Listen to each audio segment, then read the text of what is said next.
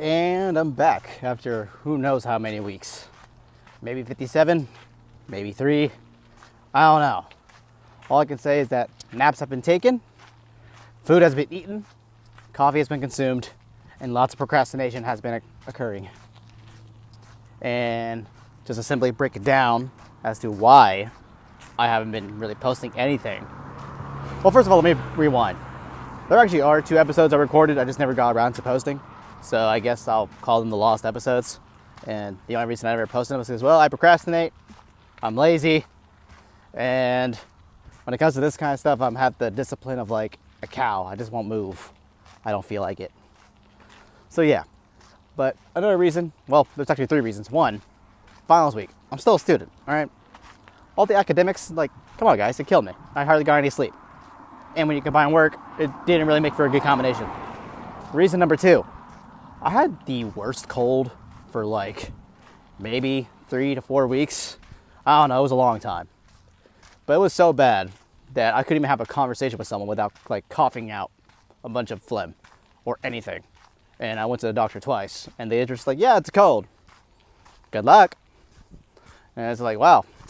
So I'm just gonna be sitting here dying and can barely talk. And so I didn't want to record anything while I'd be like, yes, hello, and Kanye every like 5 seconds, you know.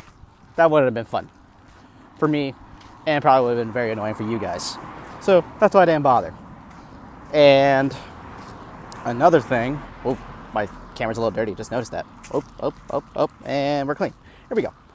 And crap, what was the third thing? Oh yeah, third thing, relocated. I am now on the West Coast. So that took a lot of adjusting. Because, you know, packing up, moving, unpacking, and getting used to this winter that I very much despise. It doesn't get cold here. Like, the coldest it's gotten is 45. And I hate it. There's no snow. I can't wear like a leather jacket because then I like sweat to death. Right now it's 71 and I despise this because it's January. Where are the snowmen? Where are the freezing people who want hot cocoa? They don't exist out here. And it disgusts me. I'm a winter guy. This feels like spring. Ugh. Anyway, I digress.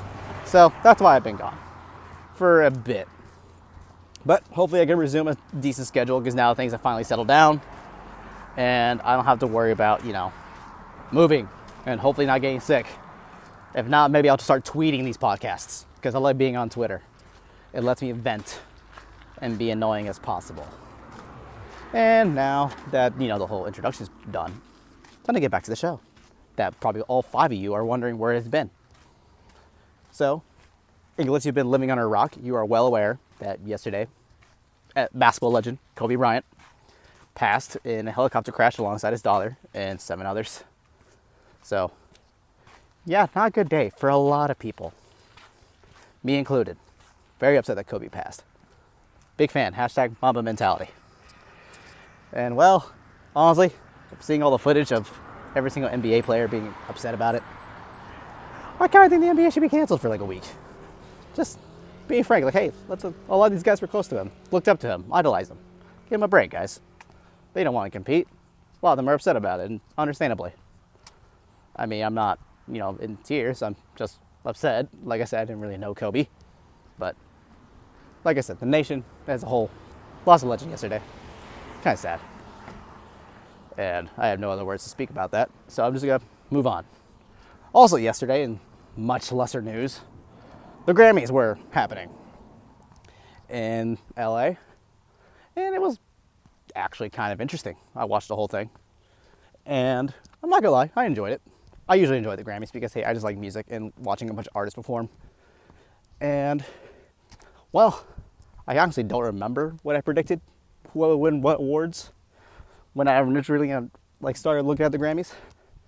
All I can tell you is that Billie Eilish, that brilliant 18-year-old who had an okay album, in my opinion still, she won 5 Grammys, 4 of them being the big ones, which include Record of the Year, Album of the Year, Song of the Year, and New Artist of the Year. And speaking of Song of the Year, I'm not gonna lie, because here's the thing, what the Grammys do. They show footage of each of the nominees in their seats, waiting in anticipation, praying that their name is called out. And so for Song of the Year, Another artist named Louis Capaldi was also nominated for the song Someone You Loved, which, by the way, is probably one of my favorite songs that got nominated for that award. Anyway, back to Louis Capaldi. So there's footage of him waiting in anticipation, just eagerly waiting. And I do not know why I found this so hilariously satisfying. But the second that Billie Eilish's song Bad Guy was announced as the winner, you could see his smile being like, this is it, this is my moment. This is not my moment. And just visibly is upset. And I could tell that this guy was being legit. Because let's be honest here. I'm pretty sure any artist that was nominated for that wants to win. And whenever they find out someone else's, they're kind of faking the whole congratulations. Like, oh my God, you won. It's like in their heads, like, I wish I won. Especially, you know, when it was Billie's like fourth time on stage. I'm pretty sure they were so slowly getting tired. Like, really? This girl won Album of the Year too? And New Artist of the Year. What didn't she win? And well, in short, she didn't win a lot of things. But I don't know why, I found all that hilariously satisfying. It was just fun to watch, especially Billie's reaction. Because honestly, when she got her last Grammy, she just grabbed it, didn't even say anything. She was like, thank you, and just walked off. Like, even she was tired. It was like, okay, I'm tired of winning these awards, guys. I don't want to be up here. Heck, actually, before she got that last award, she just waited below the stairs. She didn't even go back to her seat. She was like, oh man, they're about to announce another award. She just waited there. And then they showed her rolling her eyes right as she won. And like I said, that was also hilarious. This is probably the most real Grammys I've seen in a long time. So, there's that. Billie Eilish kind of like swept. Not too surprisingly. I kind of semi-called it, but also wouldn't have been surprised if a few other things like Lizzo won. But, changing topics on the Grammys. Alicia Keys, she hosted. And I'll probably get some flack for this from all like 4 of you that are listening. I'm not a big fan of Alicia Keys as the host. I don't know. I find her very boring. Like, she just goes like, hello everyone. I'm Alicia Keys, obviously. We're all here having a good time. It's like, that's great. Bring back LL Cool J. He has some swagger every time he hosted, and I loved it. And those were also the highest rated Grammys of their entire history. Every time LL Cool J hosted. So bring him back. And the second LL Cool J left and replaced him with James Corden, ooh, those ratings dropped, and they still have not really recovered. I think the Grammys need to realize, like, hey, you know, I think LL did better than anyone else. Let's bring him back, or you know, bring someone funny on stage. So not James Corden, probably like, you know, Dave Chappelle, who, speaking of Dave Chappelle, actually won a Grammy. I was surprised by this. And before someone asked, like, wait, isn't Dave Chappelle a comedian? A stand-up comedian? How does he win a Grammy? Well, comedians release an album, and it's kind of just awarded a Grammy. It's not really going to be awarded an Oscar because it's not technically a feature-length film, or a short film by that matter. So they just put it with the Oscars alongside the Grammys, because back in the day, well, comedians have been a thing before really film has been popularized, and before they actually started recording it on a visual camera. So they just used to record in the studio and then disperse it sort of like it was a CD. And now it's, hey, it's just been in the Grammy since then. But anyway, the Grammy nominations for like best stand-up comic of the year went Jim Gaffigan with Quality Time, which was fantastic. Trevor Noah with Mother of Patricia, which was also fantastic. Ellen DeGeneres, which was her like 20-year return to stand-up, which was, I guess, okay. I mean, I had a couple chuckles there, but just her style of stand-up really doesn't work with how modern stand-up comedy is done now. Modern stand-up comedy is more done like storytelling, and she doesn't really do that. So her dated format is kind of, it just doesn't work anymore. So I don't think she really deserved the nomination, but I think she just got it because, well, it's Ellen. And then Dave Chappelle with Sticks and Stones was nominated, surprisingly. And I honestly was like, okay, Ellen's gonna take it because, well, I'd be lying if I didn't admit that the Grammys are a little bit political. Come on, guys. But no, Dave Chappelle actually won the Grammy for Sticks and Stones. And he didn't even show up. And it was even more funny. So I guess that shows that the Grammys are more in touch with the public than the Oscars. Because the Oscars would just be like, what is the most political thing we can put on this award? Okay, that's the one we're going with. Cool. So, go Grammys. You guys are getting points for that. And once again, changing topics on the Grammys. Also, what you guys may not know is that the Grammys always have musical artists that are usually nominated. Sometimes they're not nominated, but most of the time it's the nominees performing throughout the show. And some were okay, some were amazing, some I just didn't like Demi Lovato. I'm not gonna lie, I was kind of bored during her performance. It's just not my kind of performance I like to see on stage. She sounded nice, nothing like that. I was like, you're just standing there, do something. And I'm actually gonna give a compliment to Lizzo. She can perform. I'm surprised. I did not think I would enjoy her show. Still didn't enjoy the music, but I enjoyed her performance overall. So there's that. Good job, Lizzo. I will definitely commend you for how you are on stage. And another performance I actually was a big fan of was Camila Cabello. She sang a song to her father, and honestly, I'm not gonna lie, I kind of teared up. I was tearing up just in my Batman jammies, and she wasn't even singing to me. She was singing to her good old dad who came with her as her date to the Grammys. And honestly, it warmed my heart. I felt like the Grinch that day. My heart grew 3 times the size. There were tears rolling down my eyes, and I was like, holy cow, this is nice. Another great performance was also Aerosmith and Run DMC, because it's just some good old-fashioned concert right there. Steven Tyler still has it, somehow. And I don't know how much Botox that man probably has in his body. It is ridiculous. But that performance was nice. My favorite performance of the whole night, though, was Lil Nas X doing Old Town Road. I don't even like that song. I'll be honest. I dislike it on so many levels. So many levels. But that performance shook me to my core. Because holy cow, he has so many guest stars on it that it was honestly just amazing. If you had to look up any Grammys performance, just look up Lil Nas X. Don't look up anything else. Just look up the 10-minute performance Lil Nas X has at the Grammys. That's all you need. You'll be satisfied for all 2020. Holy cow. I can't even tell you who was in it, what he did. I don't want to spoil any of it for you. I just want you to keep going oh my God, he did that. And yeah, that was by far my favorite performance of the whole night. And that honestly kind of wraps up the Grammys. Not too many surprises. I was kind of happy who won rock album and rock artist of the year. So that made me happy. But I'm not gonna really cover that because I'll get too many specifics, and you guys have Google. So just gonna move on from that.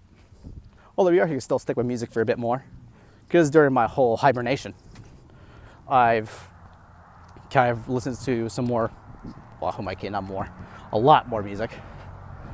And I just say my official review for Harry Styles' Fine Line, finally here, even though that album's been out for a month now. And I'm just gonna say, it's really good. Still prefer his first album, but that's just because this is much more poppy and funky than his last one. But I think that's okay. I think this is just gonna be more appealing to a general audience. And one thing I will say that it does better than his first album is that the highs go really high. When he has a song that's just a jam, you are gonna jam. And that's not always the case with his first album. His first album, there are some songs that just make you want to cry and contemplate your whole dating life. You're like, man, what was I thinking when I was with her? Or, oh my God, I missed that person. That's what's going to your head in the first one. In the second one, you're just like, I just want to put on some sparkly pants and start dancing in the living room. That's all you want to do. And I may or may not have done that. Leaning towards may not, because I don't own a pair of sparkly pants. Sorry guys, jeans almost exclusively. So there's one relevant piece of music there. Moving on to film. I don't have any film news because I've kind of been lazy with this episode. I just kind of want to get it done. Have a semi-busy day, the sun's in my eyes, and it burns. Because like I said, it's 70 degrees and I am just roasting in this thing. Oh man. And that person just looked at me because I'm talking out loud. Hopefully he thinks I'm just FaceTiming, but even though we all know I'm not. And man, now I lost my train of thought because I was distracted.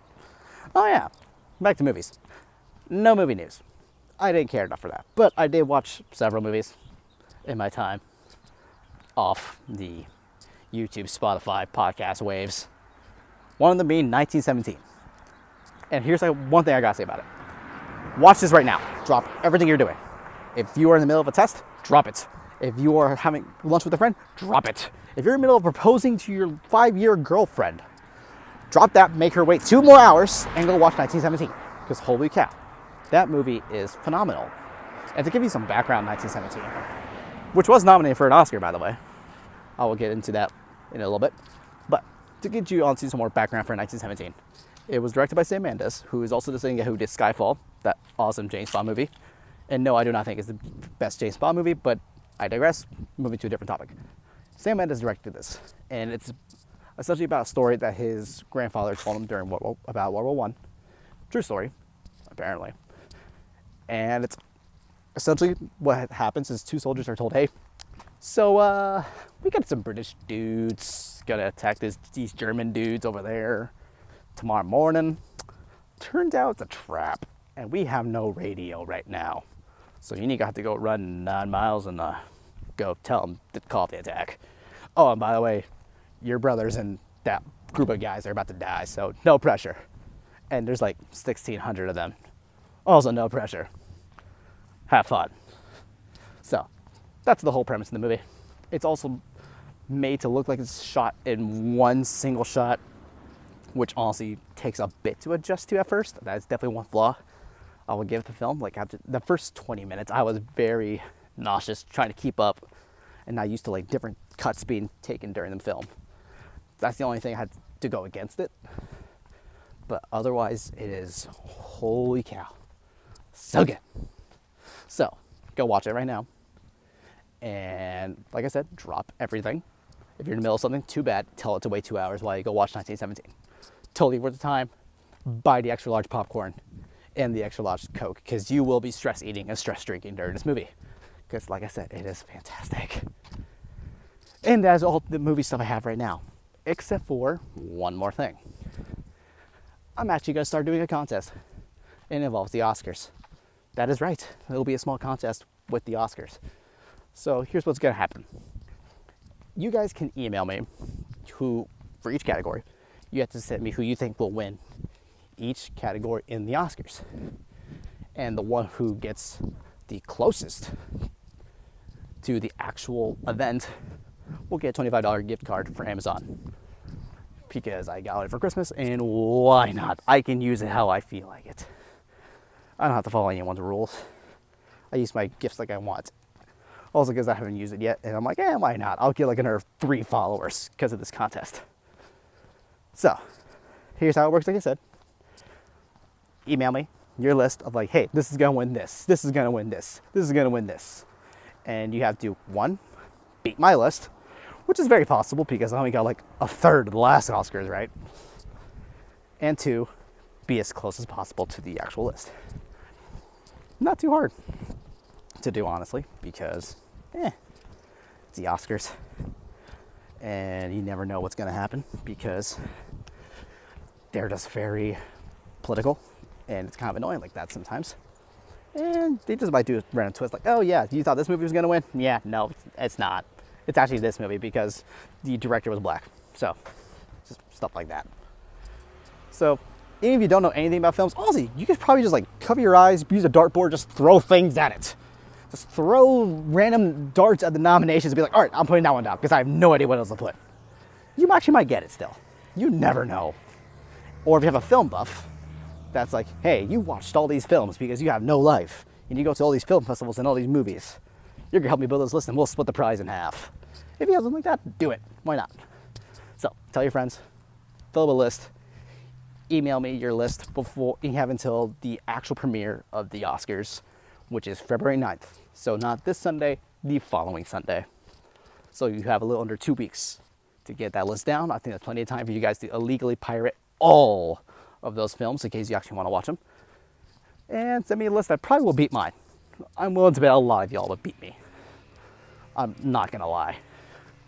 But there was one year where I was actually really close to almost every single Oscar nom. So who knows? It'll be an interesting game. But hey, it's gonna probably take you, honestly, if you just fill it out blindly, 10 minutes of your time, and you have a chance of getting $25 on Amazon. So what's the harm? And that's all I have for the Oscars. And I actually decided I'm gonna start one new segment on this podcast. And as every episode, I will recommend either a film or album for you guys to try out to sort of explore your cultural taste. Because hey, this is called the Cultured Cat. You know, I gotta get you guys some culture, get you guys' artistic minds expanded. So let's go with film first. The Last Samurai, one of my favorite Tom Cruise films, if not my favorite Tom Cruise film. Here's essentially what it is. It is literally Avatar done better with samurai. That is it. That's the whole premise, and I love it. Like, here's the thing, guys. Avatar is very overrated. I don't know why it made so much money. It's just dancing with wolves with blue people in a white savior complex. Tom Cruise did The Last Samurai, and essentially it is the Avatar before Avatar did it, with no white savior complex for history buffs. It's just a fantastic film. And Hans Zimmer did the score, which if you don't know who that is, he's the guy who also did like Batman and Madagascar and like half your childhood. So check it out. It's amazing. It's totally worth the 2.5 hours. You will cry. I cry every time. And I've been seeing that movie since I was like 8. So go watch it. It's worth it. And, ooh, that's a view. And a cool car. Sorry. Got distracted, ADD. Anyway, so music album you should probably check out. So there's an album called Tranquility Base Casino Hotel by Arctic Monkeys. And I'm not gonna lie, at first I did not like this album. I was like, okay, this is weird. This is nothing like their usual rock stuff. And I don't like this. But over the last week, I have been obsessing over this album. Like, holy cow, what was I thinking before? I want to go grab me by the shoulders, like from 2 years ago when it first came out, just like, you idiot. It's amazing. Get over yourself and listen to it, what it's really saying. And it's still a very trippy album, I'll be honest. I still think it's weird, but I love it now. I'm starting to like that weird stuff. And gosh, so good. Here's the thing about the Tranquility Base album. It's essentially if David Bowie had a gothic wedding on the moon, this is the album he's playing at the wedding. Like, that's it. That's the whole soundtrack for the whole wedding. It's just his album. And it's fantastic. And that's the only way I can describe it. So if you're into that weird psychedelic pop and like organ music, check it out. It's only like 40 minutes, so totally worth it. And that's all I've got now.